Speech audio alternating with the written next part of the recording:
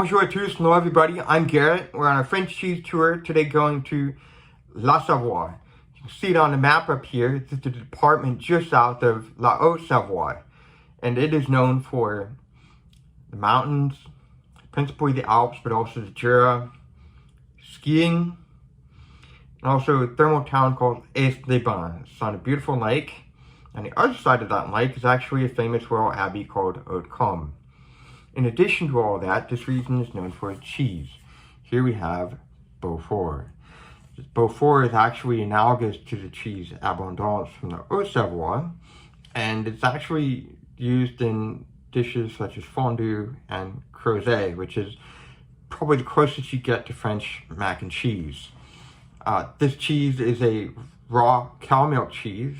It comes from the cattle breeds Taurine and Abondance. And it was actually originally named on the Frenchified version of a Gruyere. It's not a Gruyere, it's not a Swiss cheese, but it used to have that name before it was changed to Beaufort. It's a village in the region. It's very pretty. Let's get a couple pictures up there. The cheese is also tied to French history because in the French Revolution, the Committee on Public Safety in Paris ordered 10,100 kilogram shipments of this cheese. If you do the math, that's over 1 million kilos of cheese. It's a lot of cheese. And considering that, this is thus a cheese that has ties to over 250 years almost of French history. So what I'd like to do is I want to show you some images of the production of this cheese, including the region from which this cheese is made, and then we'll go ahead and taste it.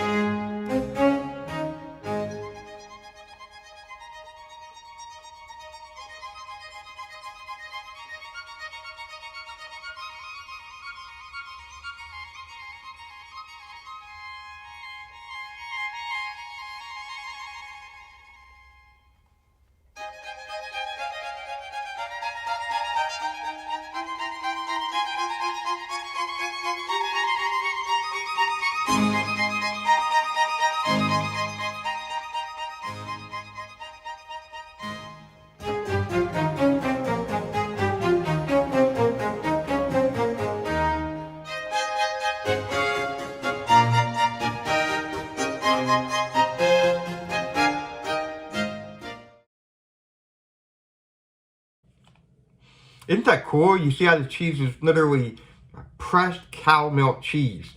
And with it being aged for at least 5 to 12 months, it gets a really amazing fruity floral smell when you bring it up to room temperature. This particular example, by the way, came from the Fromagerie Chabert and cost €5 and 16 cents at the Core Supermarket in Waternies, France. And also, just to give you an example, the height of the cheese is actually this way, and so you can get a sense of the thickness of the cheese, and it's a pretty big sized cheese because you can see here the outside of the slice is actually here going inward, so this isn't even the exterior of the cheese. So I'm assuming there's at least 2 other slices, one on each side of the slice that I've received here. So what we're going to do, I've got my knife. I'm going to go ahead and cut this.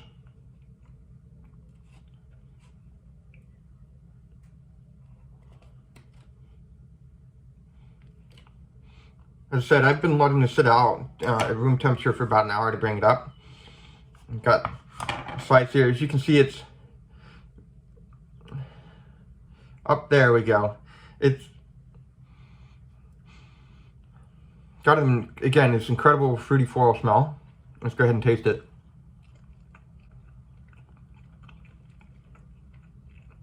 That's incredible. It doesn't have sort of the hazelnut taste that you might find in the abondant cheese, but it's got this fruity floral taste that's just absolutely incredible.